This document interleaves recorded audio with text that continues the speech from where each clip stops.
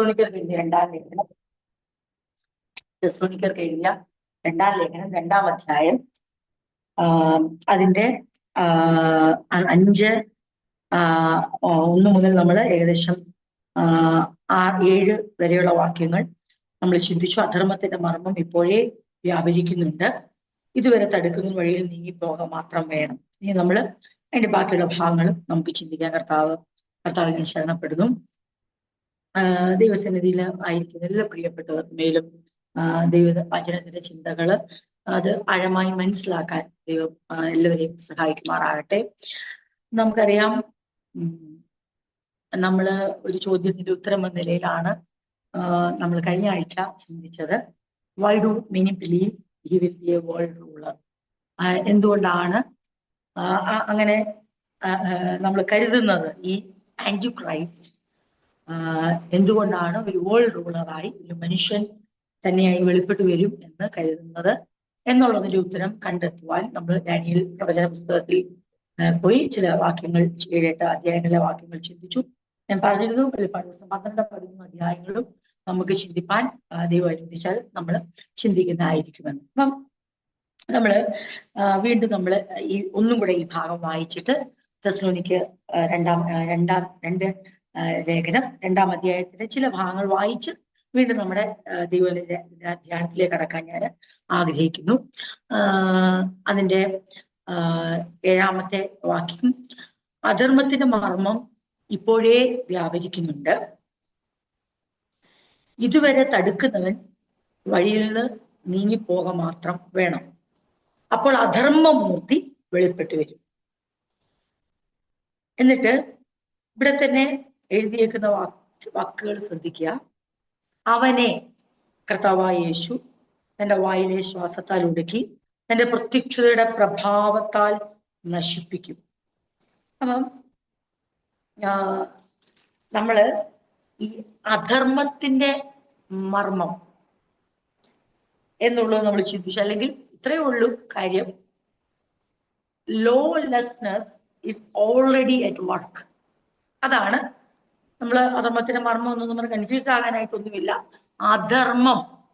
അധർമ്മത്തിന്റെ ഒരു വ്യക്തി മുന്നിൽ നിൽക്കുന്നില്ലെന്നേ ഉള്ളൂ. പക്ഷെ ആ സ്വഭാവം ഇപ്പോഴേ, ആ പ്രകൃതി, ആ പ്രവർത്തന രീതി ഇപ്പോഴേ എക്സിസ്റ്റിംഗ് ആണ് എന്നുള്ളത് നമ്മൾ കഴിഞ്ഞ ആഴ്ച ചിന്തിച്ചു. എന്നാൽ അതിന്റെ അടുത്ത ഭാഗങ്ങൾ വായിക്കുമ്പം ഇങ്ങനെയാണ്, ഞാൻ ഇംഗ്ലീഷിൽ ഒന്ന് വായിക്കുകയാണ്. Four this lawlessness is already at work secretly. ഇത് ഒരാൾ ഇതിന്റെ മുന്നിൽ നിന്നോണ്ട് ഇത് വെളിപ്പെട്ട് വന്നിട്ടില്ല. പക്ഷെ അധർമ്മം രഹസ്യമായി, അതിനാണ് നമ്മുടെ രീതി വന്നപ്പോ അധർമ്മത്തിന്റെ മർമ്മം. അപ്പൊ രഹസ്യമായി അല്ലെങ്കിൽ പിന്നാമ്പുറത്ത് ഈ അധർമ്മം ഓൾറെഡി പ്രവർത്തനത്തിൽ ആയിരിക്കുന്നു. It will remain secret. അത് അങ്ങനെ തന്നെ, അതിനൊരു പേരിട്ട് വിളിക്കാനോ അല്ലെങ്കിൽ അതിനെ ഐഡന്റിഫൈ ചെയ്ത് അതിനൊരു പേരും ഒരു പുറത്തോട്ട് വരുന്ന ആ രീതിയിലേക്ക് വന്നിട്ടില്ല. പക്ഷെ ലോലെസ്നെസ് സീക്രട്ട്ലി അത് ഓൾറെഡി പ്രവർത്തനമായിരിക്കുക. പറഞ്ഞ അധർമ്മത്തിന്റെ മർമ്മം ഇപ്പോഴേ വ്യാപരിക്കുന്നുണ്ട് എന്ന് പറഞ്ഞാൽ ഇങ്ങനെ മനസ്സിലാക്കണം, ദിസ് ലോലെസ്നെസ് എന്ന് വെച്ചാൽ നിയമരാഹിത്യം, അധാർമികത,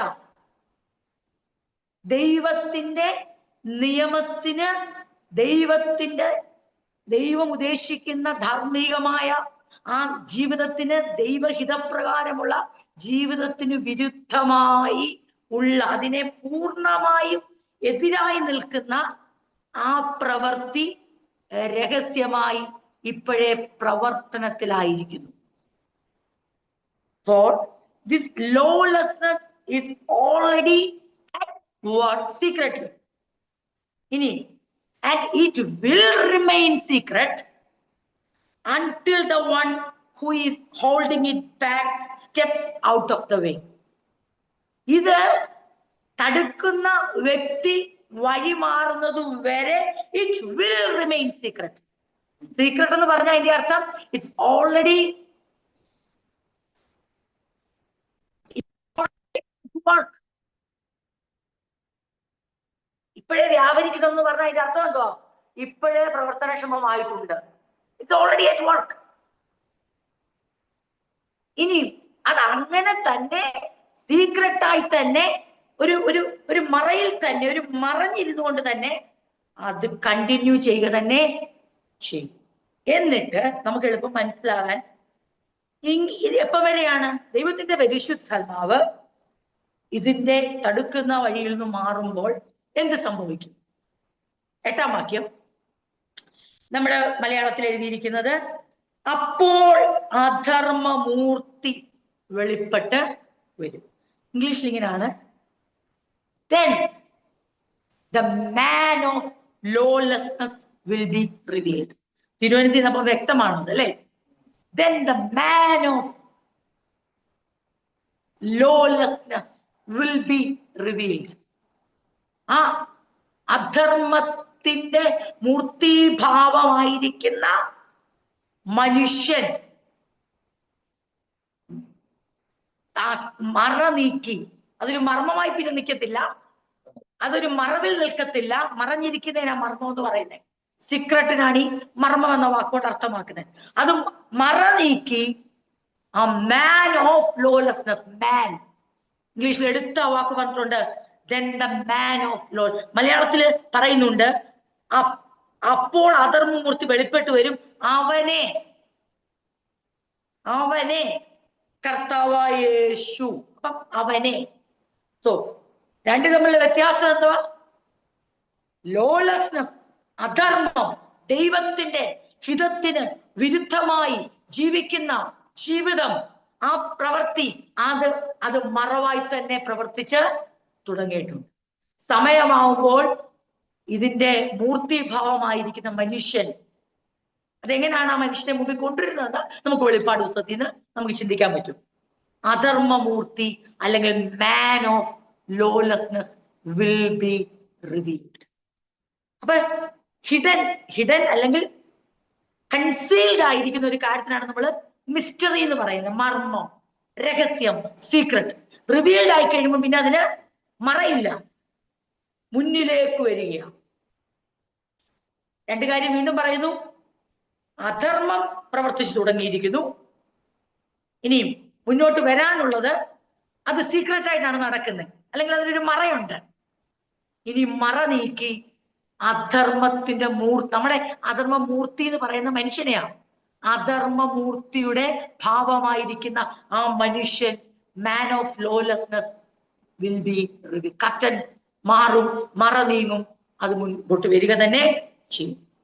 എന്നിട്ട് എന്ത് സംഭവിക്കുന്നുള്ള ഒറ്റ വാക്കിൽ ഇവിടെ പറയുന്നു, അവനെ കർത്താവായ യേശു തന്റെ വായിലെ ശ്വാസത്താൽ ഒടുക്കി തന്റെ പ്രത്യക്ഷതയുടെ പ്രഭാവത്താൽ നശിപ്പിക്കും. അത് ആ ഒരു എൻഡ്, ആ ക്ലൈമാക്സിനെ കുറിച്ച് സത്യം പറഞ്ഞാൽ നമുക്ക് ഒരു ഡൗട്ടും ഇല്ല. പക്ഷേ നമ്മുടെ കർത്താവ് നമ്മളെ ചേർപ്പാൻ കടന്നു വരുമെന്നുള്ളതും നമുക്ക് ഒരുക്കിയിരിക്കുന്ന നിത്യമായ അനുഗ്രഹങ്ങളെ കുറിച്ചൊക്കെ നമുക്ക് വ്യക്തമായിട്ട് അറിയാം. പക്ഷെ നമ്മൾ സ്ട്രഗിൾ ചെയ്യുന്ന എവിടാന്ന് ചോദിച്ചാൽ ഡേ ടു ഡേ ലൈഫിൽ വിക്ടോറിയസ് ആകുക എന്നുള്ളതാണ് നമ്മുടെ ഏറ്റവും വലിയ പ്രശ്നം. അൾട്ടിമേറ്റ് ആയിട്ട് നമുക്കറിയാം ആത്യന്തികമായ വിജയം കർത്താവിനാണെന്നും നമ്മളെ ചേർപ്പാൻ കർത്താവ് കടന്നു വരുമെന്നും അവന്റെ മഹത്വത്തിൽ നമ്മൾ ആയിരിക്കുമെന്നും നമ്മൾ അവനെ മഹത്വത്തോടെ കാണുമെന്നും ഒരു നാളും അവൻ നമ്മളെ കൈവിടത്തില്ലെന്നും അവൻ നമ്മളെ ഒരാൾ പോലും നഷ്ടപ്പെടാതെ നമ്മളെ ഉയർപ്പിക്കുമെന്നുള്ള ആത്യന്തികമായ ദൈവത്തിന്റെ പ്ലാൻ നമുക്ക് വ്യക്തമാണ്. അത് നമുക്ക് ഹൃദ്യസ്ഥമാണ്. നമ്മൾ അതിനായി നോക്കി പാർക്കുന്നവരാണ്. But the challenge we are facing today is, എങ്ങനെയാണ് ഈ ഡേ ടു ഡേ ലൈഫിൽ ദൈനംദിന ജീവിതത്തിൽ ഒരു ജയാളിയാകുന്നേ? അവന്റെ വരവ് വരെ, ആ പ്രത്യക്ഷതയുടെ പ്രഭാവം സംഭവിക്കുന്നത് വരെ നശിച്ചു പോകുന്നവരുടെ കൂട്ടത്തിൽ എണ്ണപ്പെടാതെ വിശ്വസിച്ച് രക്ഷ പ്രാപിക്കുന്നവരുടെ കൂട്ടത്തിൽ നിലകൊള്ളുക എന്നുള്ളതാണ് ദൈവത്തിന്റെ മഹത്തായ പദ്ധതി, അതിന് നമ്മളെ ഒരുക്കാനാണ് തന്റെ വചനം മറന്നീക്കി നമ്മളോട് സംസാരിക്കുന്നത്. ആ പ്രിപ്പറേഷൻസ്, ആ ഒരുക്കങ്ങൾ സഭയ്ക്ക് ആവശ്യമാണ്.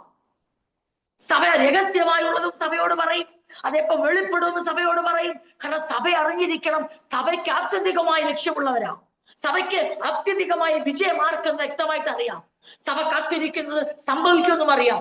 പക്ഷേ ഇതിനിടയിലുള്ള ഈ കാലയളവിൽ നാം ഓരോരുത്തരായി ഈ ലോകത്തിന്റെ മുൻപിൽ വിവിധ വിഷയങ്ങളെ തരണം ചെയ്ത് നമ്മുടെ ജീവിതത്തിന്റെ യാഥാർത്ഥ്യങ്ങളിലൂടെ കടന്നുപോയി നമുക്ക് മുമ്പിൽ വെച്ചിരിക്കുന്ന ഓട്ടക്കളത്തിൽ നമ്മുടെ ഓട്ടം സ്ഥിരതയോടെ ഓടണമെന്നുള്ള നമ്മുടെ ആ ടാസ്ക് അത് നിറവേറ്റണമെങ്കിൽ, ആ ദൗത്യം നിറവേറ്റണമെങ്കിൽ ദൈവവചനത്തിന്റെ ദിനം തോറുമുള്ള ആ വെളിപ്പാടിനാലും ആലോചനയും നമുക്ക് സാധ്യമാകും. അതിനാണ് ദൈവത്തിന്റെ പരിശുദ്ധാത്മാവ് നമ്മുടെ എല്ലാ കൂട്ടായ്മയിലും വിവിധ വഴികളിലൂടെ, വിവിധ ദിശയിലൂടെ, വിവിധ ഭാഗങ്ങളിലൂടെ നമ്മളോട് സംസാരിക്കുന്നത്. അപ്പൊ ഈ കാര്യം നമുക്ക് വ്യക്തമാണ്. ദൈവം അത് നശിപ്പിക്കും. കർത്താവിന്റെ എന്താണ് അധർമ്മമൂർത്തിയെ എന്ത് ചെയ്യും? അവനെ കർത്താവ് യേശു തന്റെ വായിലെ ശ്വാസത്താൽ ഒടുക്കി തന്റെ പ്രത്യക്ഷതയുടെ പ്രഭാവത്താൽ നശിപ്പിക്കും. അപ്പൊ യേശുവിന്റെ പ്രത്യക്ഷതയുടെ പ്രഭാവം നമുക്ക് അനുഗ്രഹവും അധർമ്മമൂർത്തിക്ക് അത് നാശവുമായി തീരും. ഇനി നമ്മള് ചിന്തിക്കുന്നത് അടുത്ത ഭാഗം കൂടെ ചിന്തിക്കുകയാണ്. 9-ാം വാക്യം, അധർമ്മമൂർത്തിയുടെ പ്രത്യക്ഷത. അപ്പൊ സീക്രട്ടായ ലോലെസ്നെസ്, അധർമ്മം, വെളിപ്പെടാൻ പോകുന്ന മാൻ ഓഫ് ലോലെസ്നെസ്, അതായത് അധർമ്മ മൂർത്തിയായി വെളിപ്പെടുന്ന മനുഷ്യൻ. ഇനിയും അധർമ്മമൂർത്തിയുടെ വെളിപ്പെടൽ പ്രത്യക്ഷത എങ്ങനെ ആയിരിക്കും? ദിസ് മാൻ, ഇവിടെ പറയുന്നത് അധർമ്മമൂർത്തി, ഇംഗ്ലീഷിൽ പറയുന്നു this man will come. So മുകളിൽ നമ്മൾ ചിന്തിച്ചു the man of lawlessness will be revealed. ഇവിടെ പറയുന്നു 9-ാം വാക്യം എത്തുമ്പോ this man will come. അതാണ് പറയുന്നത് അധർമ്മമൂർത്തിയുടെ പ്രത്യക്ഷത എന്ന് മലയാളത്തിൽ പറയുന്നത്. ഇനി എന്താണ് ഈ അധർമ്മമൂർത്തി ചെയ്യാൻ പോലെ? ഇവിടെ പറയുന്നു നശിച്ചു പോകുന്നവർക്ക്. ഇനി പറയുന്ന വാക്കുകൾ നിങ്ങൾ ശ്രദ്ധിക്കണം. ഈ ഭാഗങ്ങളൊക്കെ ചിന്തിക്കും. ഒന്നാമതെ നിങ്ങളെല്ലാം വീഡിയോ ഓഫ് ചെയ്താണ് ഇരിക്കുന്നത്. എനിക്ക് ആരുടെ മുഖം കാണത്തില്ല. ഒരു വീഡിയോ ഒക്കെ തുറന്നിരിക്കുന്നത് തന്നെ വലിയ കാര്യമായിട്ടാണ് ഞാൻ കാണുന്നത്. കാരണം നമ്മളില്ല ഈ വായുവിൽ നിൽക്കുന്ന പോലെ നമ്മൾ ഒരു മുഖവും ഒരാളെ കാണാൻ ഇത്രയൊരു സബ്ജക്റ്റ് നമ്മൾ പങ്കുവെക്കേണ്ടത്. നിങ്ങൾക്ക് എന്നെ കാണാൻ, എനിക്ക് നിങ്ങളെ കാണാൻ പറ്റുന്ന ബുദ്ധിമുട്ട് എന്താണെന്നുള്ളത് നിങ്ങൾക്ക് ഊഹിക്കാവുന്നതേ ഉള്ളൂ. അപ്പൊ വീഡിയോ ഓൺ ചെയ്തിരിക്കാൻ കഴിവുള്ളവരും ചെയ്യാതിരിക്കുന്നു എന്നുള്ളത് ദുഃഖകരമായ കാര്യമാണ്. എങ്കിലും സാരമില്ല, ഒന്നിനും ആരെയും നിർബന്ധിക്കാൻ കഴിയാത്ത നിസ്സഹായത എപ്പോഴും നമുക്കുണ്ടല്ലോ.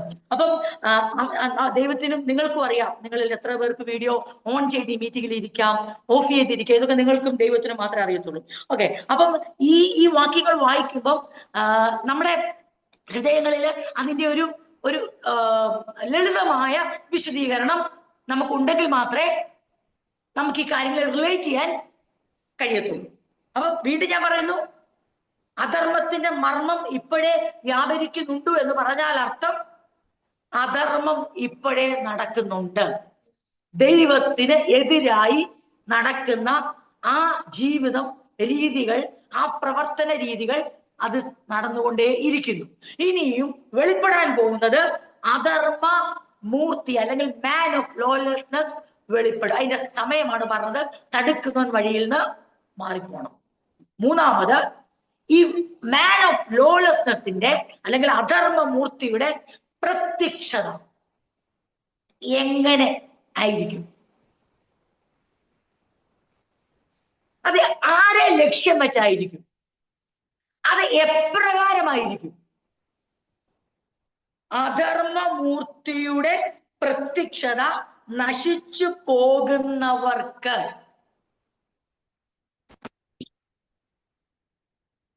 സാത്താന്റെ വ്യാപാര ശക്തിക്ക് ഒത്തവണ്ണം വ്യാജമായ സകല ശക്തിയോടും അടയാളങ്ങളോടും അത്ഭുതങ്ങളോടും അനീതിയുടെ സകല വഞ്ചനയോടും കൂടെ ആയിരിക്കും.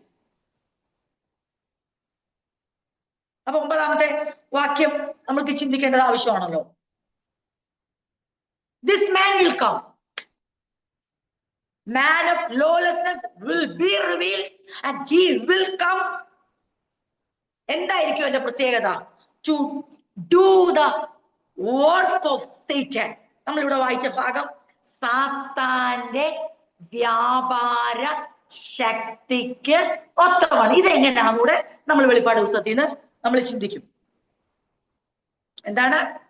സാത്താന്റെ വ്യാപാര ശക്തിക്ക് ഒത്തവണ്ണമാണ് ഈ മാൻ ഓഫ് ലോലെസ്നെസ്, അധർമ്മത്തിന്റെ മനുഷ്യൻ പ്രവർത്തിക്കാൻ പോകുന്നു. അതായത് ചുരുക്കി പറഞ്ഞാൽ ഇത്രയേ ഉള്ളൂ, ദൈവത്തിന്റെ ഹിതം ചെയ്യുവാൻ,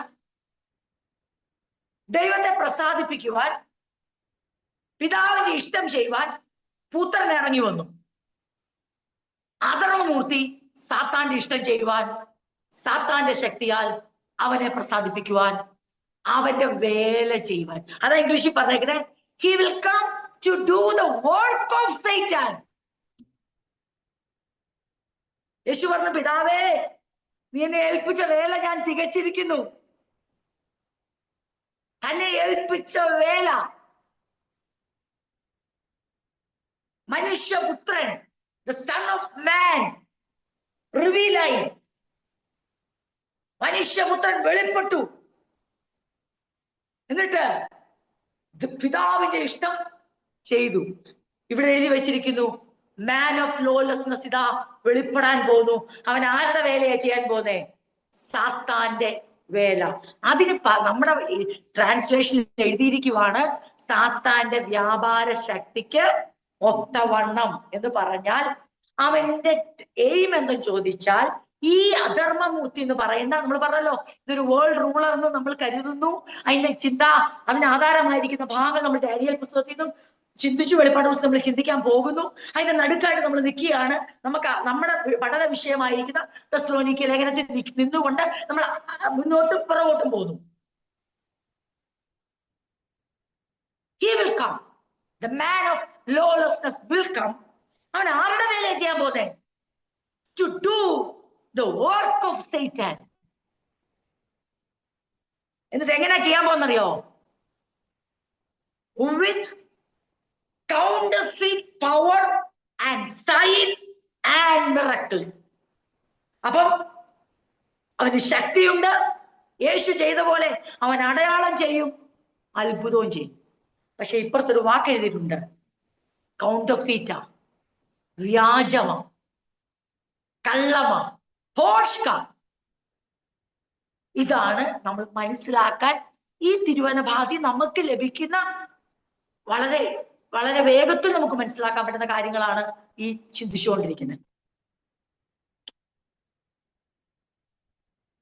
സാത്താന്റെ വ്യാപാര ശക്തിക്കൊത്തവണ്ണം വ്യാജമായ, അതാണ് കൗണ്ടർഫീറ്റ്, വ്യാജമായ സകല ശക്തിയോടും അടയാളങ്ങളോടും അത്ഭുതങ്ങളോടും അനീതിയുടെ സകല വഞ്ചനയോടും കൂടെ ആയിരിക്കും. ഈ ഭാഗം വെളിപ്പാട് പുസ്തകത്തിലേക്ക് നമ്മൾ ഇനി കടക്കാൻ പോവുക. വെളിപ്പാട് പുസ്തകം ചിന്തിക്കാൻ പോവാം. വെളിപ്പാട് പുസ്തകം 12-13 അധ്യായത്തിലേക്ക് നമ്മുടെ ശ്രദ്ധയെ കൊണ്ടുവരിക. ഈ പറഞ്ഞ കാര്യങ്ങളെ അപ്പോസ്തലനായ യോഹന്നാന്റെ ദർശനം, ആ അടിസ്ഥാനത്തിലാണ് അപ്പോസ്തലനായ പൗലോസ് ഇത് ഒരു രത്ന ചുരുക്കമെന്ന നിലയിൽ അപ്പോസ്തലൻ സഭയ്ക്ക് കൊടുക്കുന്ന ആ ദൈവവചന അറിവുകളാണ് വെളിപ്പാട് പുസ്തകം 13 അധ്യായം. നമ്മൾ വരുന്നു. ഇനി നമ്മൾ എന്താ ചിന്തിക്കേണ്ടേ? 2 കാര്യം ചിന്തിക്കണം. എന്താണ് ഈ സാത്താന്റെ വേല ചെയ്യുന്ന അധർമ്മമൂർത്തി, അവൻ ചെയ്യുന്ന അത്ഭുതങ്ങൾ. ഇനി വീണ്ടും തെസ്സലോനിക്കയിലേക്ക് മടങ്ങി വരും നമ്മൾ. ആ അത്ഭുതം കൊണ്ട് ദൈവം എന്തിന് ഇവനെ ഇതിന് അനുവദിക്കുന്നു? അതും തെസ്സലോനിക്കൻസിൽ എഴുതിയിട്ടുണ്ട്. ഓക്കെ, അപ്പം വെളിപ്പാട് പുസ്തകം 13-ാം അധ്യായം എനിക്ക് തോന്നുന്നു നമ്മളത് വായിക്കുന്നത് തന്നെ ആയിരിക്കും നല്ലതെന്ന് എനിക്ക് തോന്നുന്നു. ഞാൻ ഇടയ്ക്കിടയ്ക്ക് സാധാരണ വാക്യങ്ങൾ എടുത്താണല്ലോ വായിക്കുന്നത്. വെളിപ്പാട് പുസ്തകം 13-ാം അധ്യായം 1 മുതൽ അതിന്റെ 8 വരെയുള്ള വാക്യങ്ങൾ പാസ്റ്ററുടെ വായിച്ച് കേൾപ്പിക്കും. വെളിപ്പാട് പുസ്തകം 13-1 നിങ്ങൾ അത് ശ്രദ്ധിക്കുക. എന്നിട്ട് നമ്മൾ അതിൽ ആവശ്യമായിരിക്കുന്ന റിലേറ്റ് ചെയ്യേണ്ട വാക്യങ്ങൾ റിലേറ്റ് ചെയ്ത് നമ്മൾ വെളിപ്പാട് പുസ്തകം 13-ാം അധ്യായം 1 മുതൽ റെവലേഷൻ ചാപ്റ്റർ 13 1 to 8. അപ്പോൾ 10 കൊമ്പും 7 തലയും കൊമ്പുകളിൽ 10 രാജമുടിയും തലയിൽ ദൂഷണനാമങ്ങളും ഉള്ള ഒരു മൃഗം സമുദ്രത്തിൽ നിന്ന് കയറുന്നതും ഞാൻ കണ്ടു. ഞാൻ കണ്ട മൃഗം പുലിപ്പുലിക്ക് സദൃശ്യവും അതിന്റെ കാൽ കരടിയുടെ കാൽ പോലെയും വായ് സിംഹത്തിന്റെ വായ് പോലെയും ആയിരുന്നു. അതിന് മഹാസർപ്പം തന്റെ ശക്തിയും സിംഹാസനവും വലിയ അധികാരവും കൊടുത്തു. അതിന്റെ തലകളിൽ ഒന്ന് മരണകരമായ മുറിവേറ്റതുപോലെ ഞാൻ കണ്ടു. അതിന്റെ മരണകരമായ മുറിവ് കൊടുത്തുപോയി സർവഭൂമിയും മൃഗത്തെ കണ്ട് വിസ്മയിച്ചു. മൃഗത്തിനു അധികാരം കൊടുത്തതുകൊണ്ട് അവർ മഹാസർപ്പത്തെ നമസ്കരിച്ചു. മൃഗത്തോട് തുല്യൻ ആർ, അതിനോട് പൊരുതുവാൻ ആർക്ക് കഴിയും എന്ന് പറഞ്ഞ് മൃഗത്തെയും നമസ്കരിച്ചു. വമ്പും ദൂഷണവും സംസാരിക്കുന്ന വായ് അതിന് ലഭിച്ചു. 42 മാസം പ്രവർത്തിപ്പാൻ അധികാരവും ലഭിച്ചു. അത് ദൈവത്തിന്റെ നാമത്തെയും അവന്റെ കൂടാരത്തെയും സ്വർഗത്തിൽ വസിക്കുന്നവരെയും ദുഷിപ്പാൻ ദൈവദൂഷണത്തിനായി വായ് തുറന്നു. വിശുദ്ധന്മാരോട് യുദ്ധം ചെയ്തു അവരെ ജയിപ്പാനും അതിനു അധികാരം ലഭിച്ചു. സകല ഗോത്രത്തിന്മേലും വംശത്തിന്മേലും ഭാഷമേലും ജാതിമേലും അധികാരവും ലഭിച്ചു. ലോകസ്ഥാപനം മുതൽ അറക്കപ്പെട്ട കുഞ്ഞാടിന്റെ ജീവപുസ്തകത്തിൽ പേർ എഴുതിയിട്ടില്ലാത്ത ഭൂവാസികൾ ഒക്കെയും അതിനെ നമസ്കരിച്ചു. ചെവിയുള്ളവൻ കേൾക്കട്ടെ. വായിച്ചു നമ്മൾ കേട്ടു. നമ്മുടെ ഈ ചിന്തകൾക്ക് അടിസ്ഥാനമായി നമ്മൾ ഈ ഭാഗങ്ങളിലൂടെ കടന്നു പോകുമ്പോൾ ഒരു കാര്യം കൂടെ ഓർത്തോണം. A beast rising to power. മൃഗം അധികാരത്തിലേക്ക് വരുന്നു. പക്ഷെ ഈ മൃഗം എന്ന് പറയുന്നത് മൃഗമല്ല. മൃഗം എന്നുള്ള അലങ്കാരിക ഭാഷയാണ് ഇവിടെ ദർശനത്തിൽ കൊടുത്തിരിക്കുന്നത്. A beast rising to power and authority over every tribe and nation, and people worship him. He performs miracles.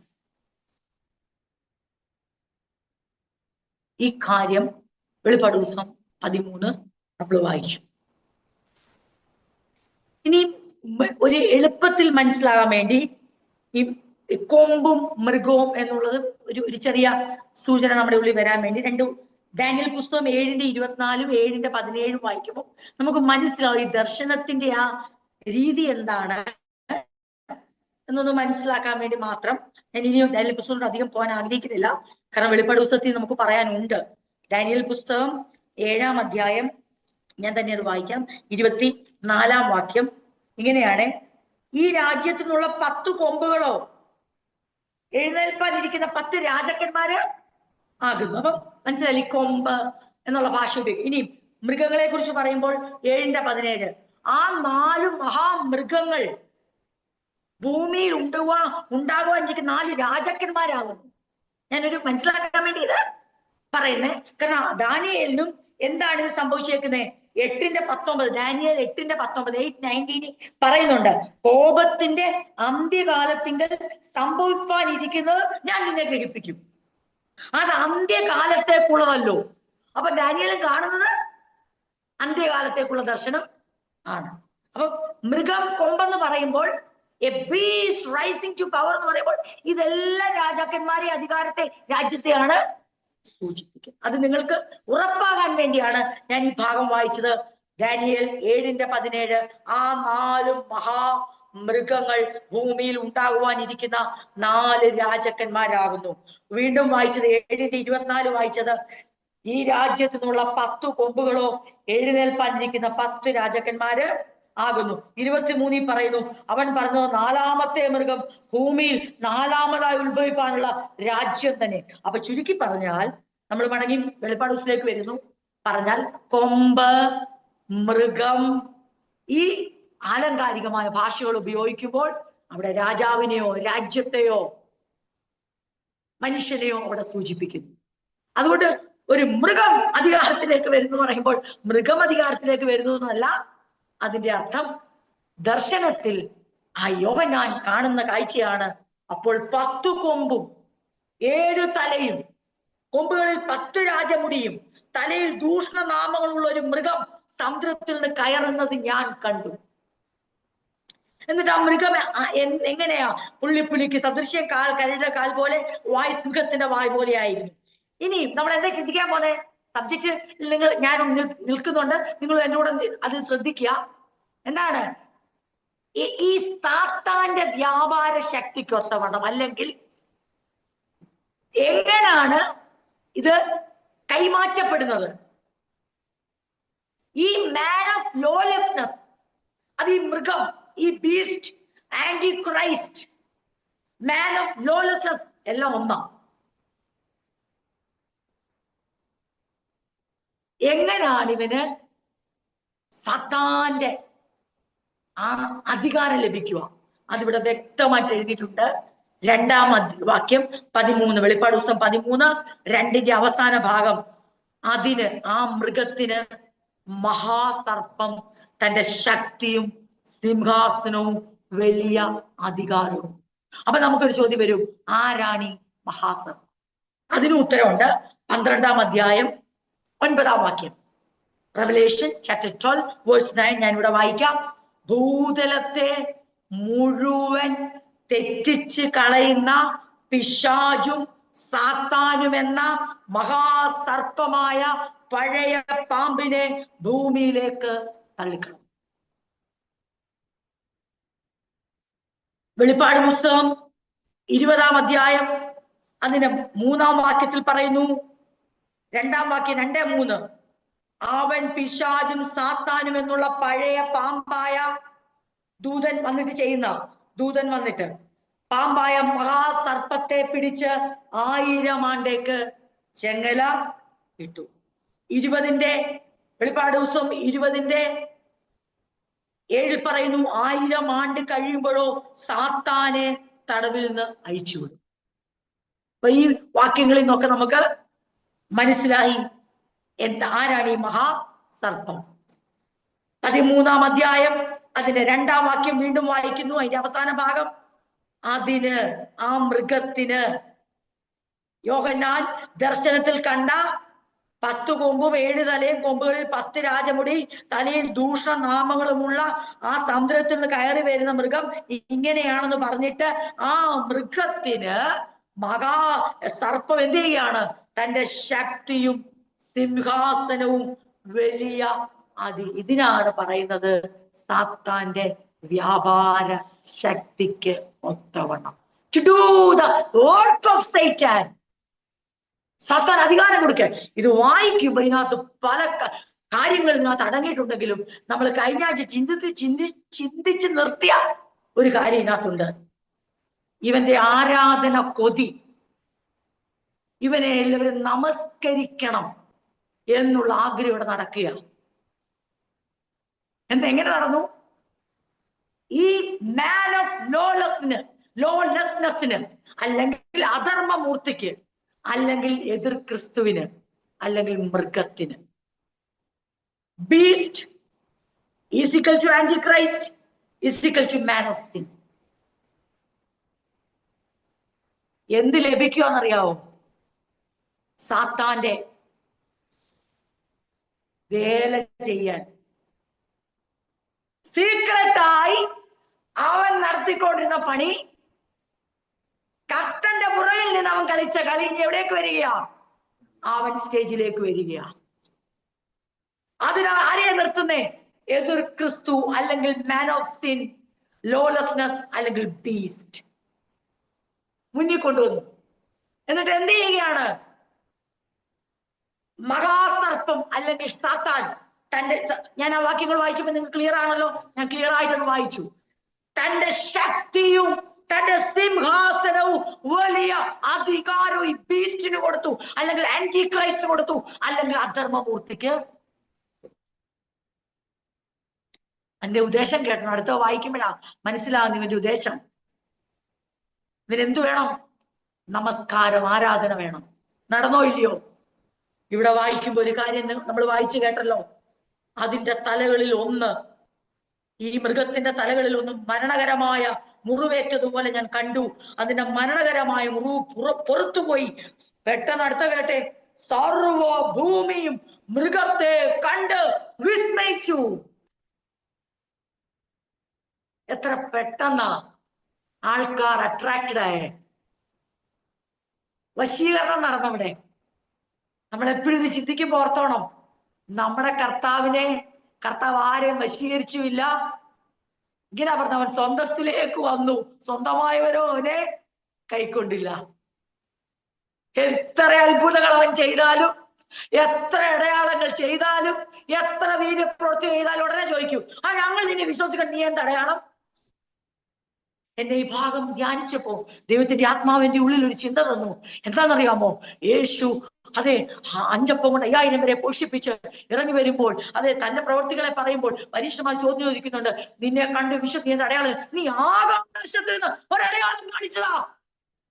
തേണ്ട വന്നു ആകാശം അടയാളം കാണിക്കുന്നത്. ആകാശത്തിൽ നിന്ന് നീ അടയാളം കാണിച്ച തീരക്ക്, അല്ലെങ്കിൽ അടയാളം, ഞങ്ങൾ നിന്നിൽ വിശ്വസിക്കാം എന്ന് പറയുന്ന, കേട്ടണം, ഇതാണ് പരിശുദ്ധാത്മാവിന് രാത്രി നമുക്ക് തരുന്ന സന്ദേശം. നമുക്കൊരു ചോദ്യമുണ്ട്, why God permit all this? തെസ്സലോനിക്ക ലേഖനം ഉത്തരം തരുന്നുണ്ട്. കാരണം ദൈവത്തിന്റെ വചനത്തെ സത്യമായി ഉൾക്കൊള്ളാൻ കഴിയാതെ അതിനെ അതാണ് തെസ്സലോനിക്ക ലേഖനത്തിൽ നമ്മൾ അതുകൂടെ വേണമെങ്കിൽ ഒന്ന് വായിക്കാം. ഈ ഭാഗം മറിക്കരുത്, ഇവിടേക്ക് തന്നെ തിരിച്ചു വരണം. അതെ, തെസ്സലോനിക്ക ലേഖനത്തിന്റെ 2-ാം ലേഖനം അതിന്റെ 2-ാം അധ്യായത്തിൽ ഞാൻ വായിച്ച് നിർത്തിയെടുത്തു തുടങ്ങാം. 10-ാം വാക്യം. അവർ രക്ഷിക്കപ്പെടുവാൻ തക്കവണ്ണം, ആരാ? ഈ വഞ്ചനയിൽ പോകുന്നവരെ കുറിച്ച് പറയാണ്. രക്ഷിക്കപ്പെടുവാൻ തക്കവണ്ണം സത്യത്തെ സ്നേഹിച്ച് കൈക്കൊള്ളായികയാൽ തന്നെ അങ്ങനെ ഭവിക്കും. എന്താ കാര്യം? സത്യത്തെ വിശ്വസിക്കാതെ അനീതിയിൽ രസിക്കുന്ന ഏവർക്കും ന്യായവിധി വരേണ്ടതിന് ദൈവം അവർക്ക് ഭോഷ്കു വിശ്വസിക്കുമാറ് വ്യാജത്തിന്റെ വ്യാപാര ശക്തി അയക്കും. വ്യാജത്തിന്റെ വ്യാപാര ശക്തി എന്ന് പറഞ്ഞാൽ സാത്താന്റെ വ്യാപാര ശക്തി. സാത്താന്റെ വ്യാപാര ശക്തി എന്ന് പറഞ്ഞാൽ അധർമ്മമൂർത്തിക്ക് കിട്ടുന്ന അധികാരം. ഇതിനകത്തെല്ലാം ദൈവത്തിനൊരു മാസ്റ്റർ പ്ലാൻ ഉണ്ട്. ദൈവം ഒരു പ്രവൃത്തി ചെയ്യുമ്പോൾ സത്യമായി വിശ്വസിച്ചവരെയും തന്റെ വചനത്തെ സ്നേഹിക്കുന്നവരെ ഓർക്കും, സത്യമായി വിശ്വസിക്കാതെ സ്നേഹിക്കാത്തവരെ ഓർക്കും. രണ്ടും രണ്ട് ഉദ്ദേശത്തിനാണെന്നേ ഉള്ളൂ. പലരും അത് മനസ്സിലാക്കുന്നില്ല. ദൈവത്തിന്റെ ഹൃദയത്തിൽ നിന്നൊക്കെ ഉണ്ടെന്നൊന്നും ആരും വിചാരിക്കുന്നില്ല. എന്താ നമ്മൾ ചിന്തിച്ചു വരുന്നത്? എന്താണ്? മൃഗത്തിന് അധികാരം കൊടുത്തു. അപ്പൊ നമ്മൾ വിചാരിക്കും, എന്തൊരു മഹാമനസ്കനാ ഇവൻ എല്ലാ അധികാരവും എന്ത്? അതാണ് വശീകരണം എന്ന് പറയുന്നത്. സെഡ്യൂസ് ചെയ്യുക. ദൈവമക്കൾ വളരെ വ്യക്തമായി ഈ തലമുറയിൽ അധർമ്മമൂർത്തി വെളിപ്പെട്ടില്ല, പക്ഷെ അധർമ്മം വ്യാപരിക്കുമ്പോൾ ദൈവമക്കൾ അറിഞ്ഞിരിക്കണം, വശീകരണത്തിന്റെ ഒരു വലിയ ശക്തി അതേ അധർമ്മത്തിനകത്തുണ്ട്, അത് നടക്കുന്നുണ്ട്. നാം പലതും കണ്ട് ആ ചക്കരവാക്ക് കേട്ട് അയ്യോ എന്തൊരു മനസ്സാ നോയിക്ക്. അവൻ എല്ലാ അധികാരം ആർക്ക് കൊടുത്തു? മൃഗത്തിന്. എന്തിനാ കൊടുത്തതെന്നറിയാമോ? അവന് അധികാരം കൊടുത്തതിന്റെ പിന്നെ അവന്റെ ലക്ഷ്യം കേൾക്കണം. ഇവിടെ വായിക്കുമ്പോ മനസ്സിലാവും. വലിയ അധികാരം കൊടുത്തു, അതിന് മരണകരമായ മുറിവേറ്റു, പെട്ടെന്ന് സൗഖ്യമായി. എന്നോട് ഉണ്ടല്ലോ നിങ്ങള് 3-ാം വാക്യം, സർവഭൂമിയും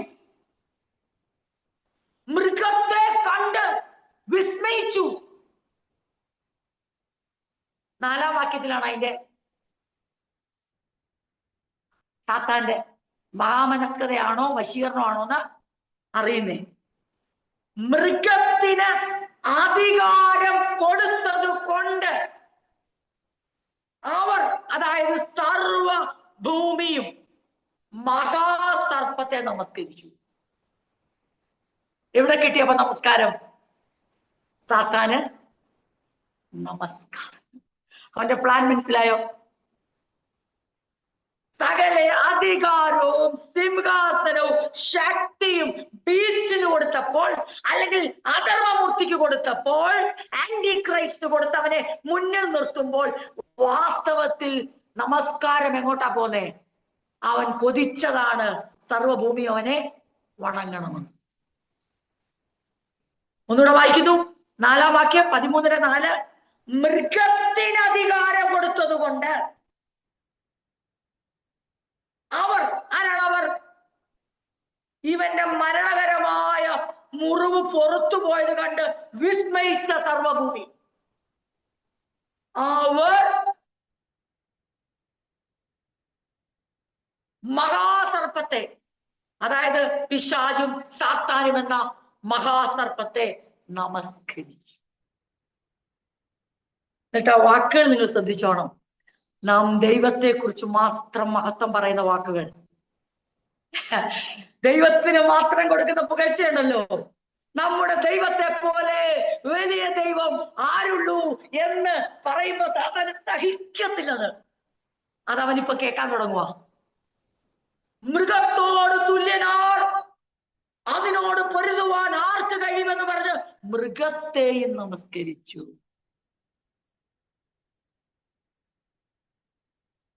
അവന് കിട്ടിയതെന്തുവാ? വമ്പും ദൂഷണവും സംസാരിക്കുന്ന വായ മൃഗത്തിന് ലഭിച്ചു. അപ്പം അധികാരം എവിടുന്നാണ് നമുക്കറിയാമല്ലോ. വമ്പും, നമ്മൾ അതായത് കഴിഞ്ഞ ആഴ്ച, മുമ്പത്തെ ആഴ്ച ഡാനിയേൽ പുസ്തകത്തിൽ നിന്ന്, ഇപ്പൊ വമ്പും ദൂഷണവും സംസാരിക്കുന്ന ആരാ കൈമാറുന്നേ? കാരണം സകല അധികാരവും മഹത്വവും സ്ഥാനം കൊടുക്കുന്നത് സാത്താനാണ്. അപ്പം നമ്മുടെ വിചാരം ഇതെല്ലാം കൊടുത്തെന്ന് പറയുമ്പോൾ എന്തുവാ കൊടുക്കുന്ന? വാസ്തവത്തിൽ വ്യാജമായത് ചെയ്ത് ജനത്തെ വശീകരിച്ച് ദൈവത്തിൽ നിന്ന് അകറ്റി അവനോടൊപ്പം തന്നെ നിത്യജനനത്തിലേക്ക് കൊണ്ടുപോകാനുള്ള കാര്യപരിപാടിയാണ് നടക്കുന്നത്. ആ കൂട്ടത്തിൽ അവൻ എന്ത് കിട്ടുമെന്നറിയാമോ? അല്പകാലമേ ഉള്ളൂ എന്നറിയുമ്പോൾ അത് കഴിഞ്ഞാൽ അവന്റെ അവസ്ഥ അവൻ അറിയാം. പക്ഷെ അതിനുള്ളിൽ അവൻ എന്ത് വേണം? മഹത്വം വേണം, ആരാധന വേണം, നമസ്കാരം വേണം. അത് ലഭിച്ചു. എന്നിട്ട് അവിടെ കേൾക്കുന്ന ഒരു ശബ്ദം കേട്ടോ, ഓ മൃഗത്തോട് തുല്യനാർ, അതിനോട് പൊരുതുവാൻ ആർക്ക് കഴിയുമെന്ന് പറഞ്ഞ് മൃഗത്തെയും നമസ്കരിച്ചു. വമ്പും ദൂഷണവും സംസാരിക്കുന്ന വായ അതിന് ലഭിച്ചു. അപ്പൊ സാത്താന്റെ അധികാര കൈമാറ്റം നടക്കുമ്പോഴാണ് വമ്പും ദൂഷണവും പറയുന്ന വാ കിട്ടുന്നത്. ദൈവത്തിന്റെ അധികാര കൈമാറ്റം നടക്കുമ്പോൾ ദൈവത്തിന്റെ മക്കളായി ജനിക്കുന്നവർക്ക് വമ്പും ദൂഷണവും പറഞ്ഞ വായല്ല കിട്ടുന്നേ. പിന്നെയോ ദൈവത്തിന് പ്രസാദമുള്ള, ദൈവത്തെ നാമത്തെ മഹത്വപ്പെടുത്തുന്ന, താഴ്മയും വിനയവുമുള്ള, തന്നെത്താൻ താഴ്ത്തുന്ന വായ കിട്ടുന്നേ. സംശയിക്കേണ്ടിയിരിക്കുന്നല്ലേ, പലരുടെയും മാറ്റങ്ങൾ യാഥാർത്ഥ്യമാണോ? പലരുടെയും ജീവിതം ഇത് ആരെയാണ് ഇത് റെപ്രസെന്റ് ചെയ്യുന്നത്? പലയിടത്തെയും നേതാക്കന്മാർ ദൈവത്തെ തന്നെയാണോ റെപ്രസെന്റ് ചെയ്യുന്നത്? നാം സംശയിക്കേണ്ടിയിരിക്കുന്നു. ഇവർക്ക് ഏത് അധികാരമാണ് ലഭിച്ചതെന്ന് നാം സംശയിക്കേണ്ടിയിരിക്കുന്നു. വമ്പും ദൂഷണവും പറയുന്ന വായ കൈമാറുന്നത് ദൈവമല്ല, സാത്താന. എന്നിട്ട് കിട്ടിയ പാടെ ദേ കിടക്കുന്നു. 6-ാം വാക്യം, മൃഗം അത് കിട്ടിയ ഉടനെ അധികാരം ലഭിച്ചല്ലോ, ഓട്ടം തന്നെ എക്സസൈസ് ചെയ്തു. അത് ദൈവത്തിന്റെ നാമത്തെയും അവന്റെ കൂടാരത്തെയും സ്വർഗത്തിൽ വസിക്കുന്നവരെ ദുഷിപ്പാൻ ദൈവദൂഷണത്തിനായി വാങ്ങുന്നു. വിശുദ്ധന്മാരോട് യുദ്ധം ചെയ്ത് അവരെ ജയിപ്പാനും അതിന് അധികാരം ലഭിച്ചു. സകല ഗോത്രത്തിന്മേലും, ഇതൊക്കെ നമ്മുടെ കർത്താവിനെ കുറിച്ച് മാത്രം പറയുന്ന വാക്കുകളാണ്. സകല ഗോത്രത്തിന്മേലും, വംശത്തിന്മേലും, ഭാഷമേലും, ജാതിമേലും ഈ ആന്റി ക്രൈസ്റ്റിനെയും മൃഗത്തിന് അന്ന് മൃഗത്തിന് അത് ആലങ്കാരിക ഭാഷയാണ്. അധർമ്മമൂർത്തിക്ക് അല്ലെങ്കിൽ എതിർ ക്രിസ്തുവിന് അധികാരം. പക്ഷേ സർവഭൂമിയും അവനെ നമസ്കരിക്കുന്നു പറയുമ്പോൾ അതിൽ എക്സ്ക്ലൂസീവായി മാറി നിൽക്കുന്ന ഒരു കൂട്ടം ഉണ്ട്. ആരാണവർ? 8-ാം വാക്യം.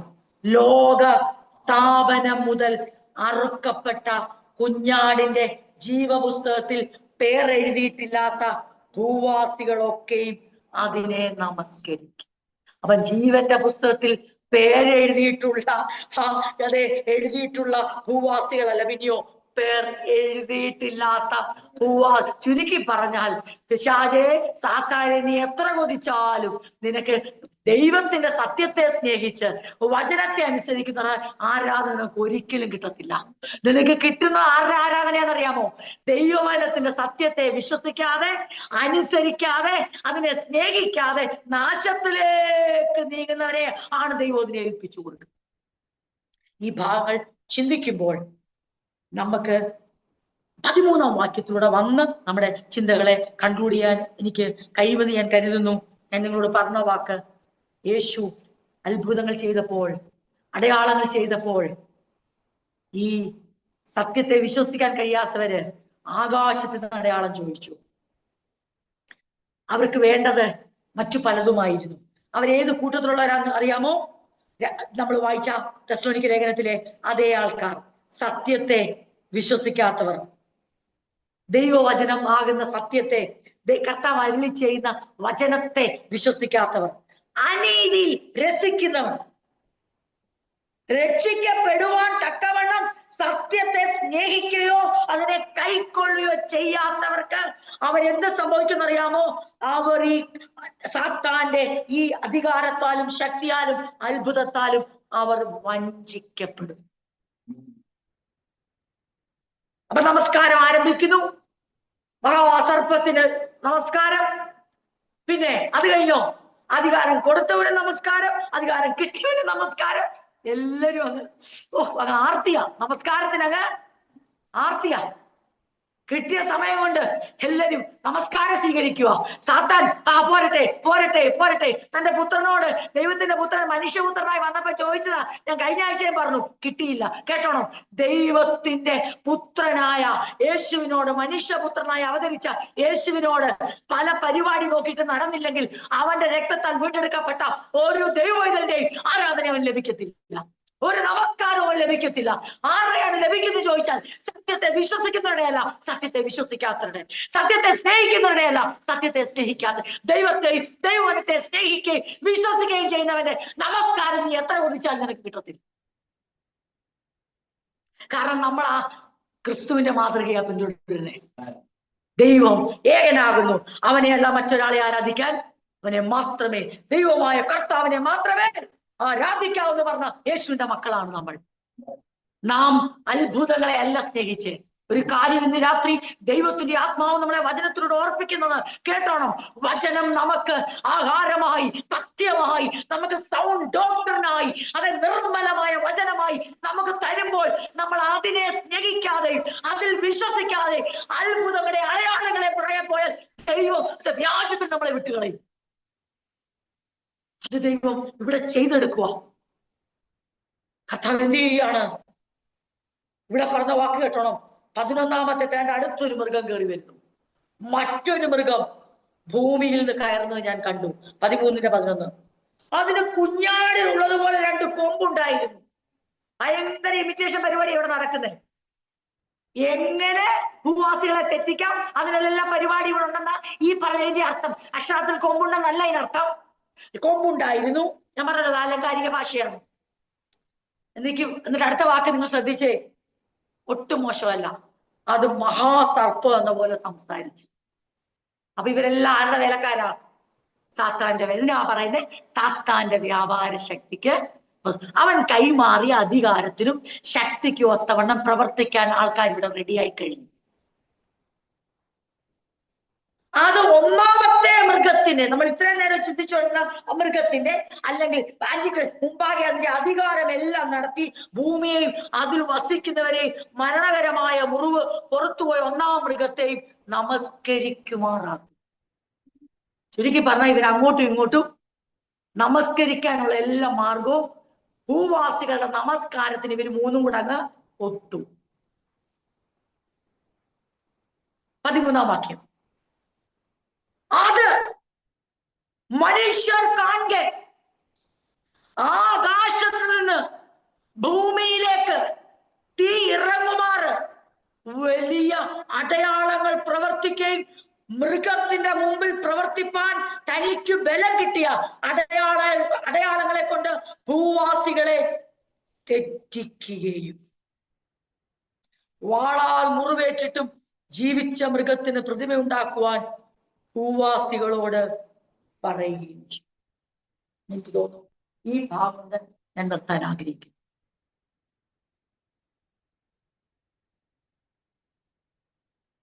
നമ്മുടെ കർത്താവ് എങ്ങനെയായിരുന്നു? മനുഷ്യർക്കാണെങ്കിൽ ആകാശം തീ ഇറക്കിയോ? പരീക്ഷന്മാര് പറഞ്ഞിട്ട് ഇറക്കിയോ? ശിഷ്യന്മാര് പറഞ്ഞിട്ട് ഇറക്കിയോ? പരീക്ഷന്മാർ പറഞ്ഞു ആകാശം അടയാളം കാണിച്ച.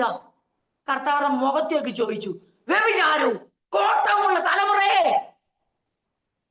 എന്റെ അർത്ഥം എന്തുവാ? ഇതാ അർത്ഥം. ദൈവത്തിന്റെ വചനത്തെ വിശ്വസിപ്പാനോ സ്നേഹിപ്പാനോ അംഗീകരിക്കാനോ രക്ഷിക്കപ്പെടുവാനോ മനസ്സില്ലാത്ത തലമുറയെ.